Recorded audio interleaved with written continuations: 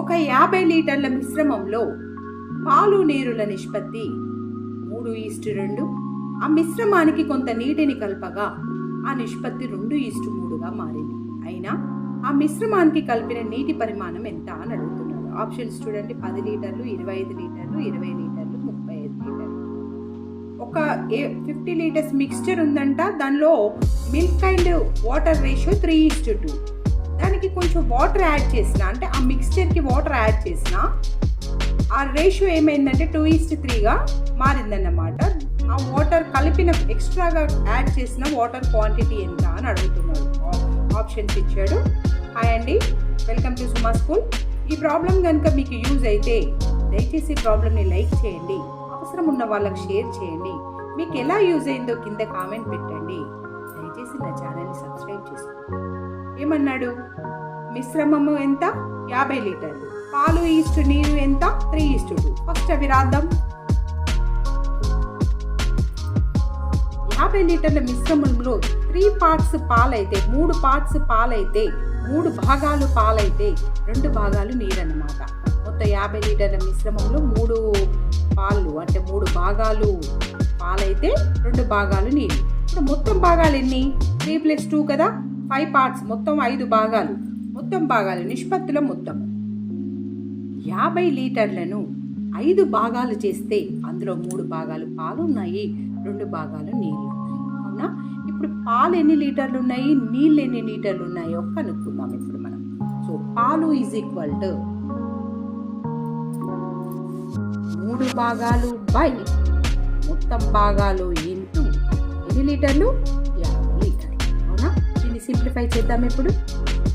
10 that is equal to 30 litres. 30 లీటర్లు ఏంటి? పాలు. ఇప్పుడు నీళ్లు చూద్దాం.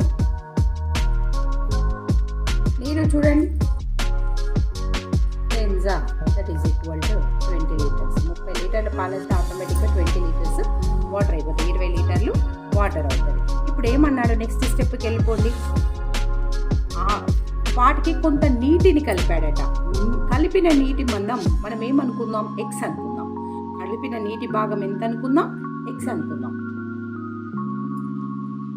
ఇప్పుడు నీరు కలిపారన్నారు కదా. సో ఇప్పుడు పాలు ఈస్ట్ నీళ్ళు ఎంత అయిపోతాయి?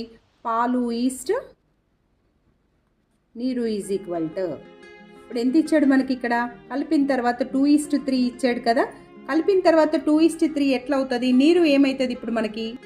సో మిశ్రమాన్ని కలిపిన నీరు ఎక్స్ అనుకున్న తర్వాత నిష్పత్తి పాలు ఈస్ట్ నీళ్ళది ఎంత ఇచ్చాడు మనకు? 2:3. సో పాలు 30 లీటర్లే ఉన్నాయి. ఎక్స్ నీటిని కలిపినాం. ఎక్స్ నీటిని కలిపినాక 2:3 వచ్చింది. ఇప్పుడు దీన్ని సింప్లిఫై చేద్దాం. క్రాస్ మల్టిప్లికేషన్ చేయండి. 2 of 20 + x 33 = 90. 2 2 40. 40 + 2x is equal to 90. ఇప్పుడు 2xని ఇక్కడే ఉంచండి. 40ని ఈజ్ ఈక్వల్ టు బయటికి తీసుకెళ్ళండి.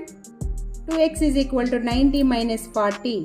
2x ఈజ్ ఈక్వల్ టు ఎంత? 90 - 40 అంటే 50. Then x is equal to 50/2.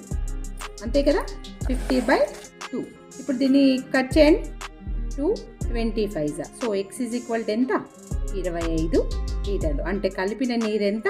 25 లీటర్లు అన్నమాట. ఆప్షన్స్లో ఎక్కడుందేమో చూడండి. 25 లీటర్లు అనేది బి ఆప్షన్ అనేది కరెక్ట్ అవుతుంది.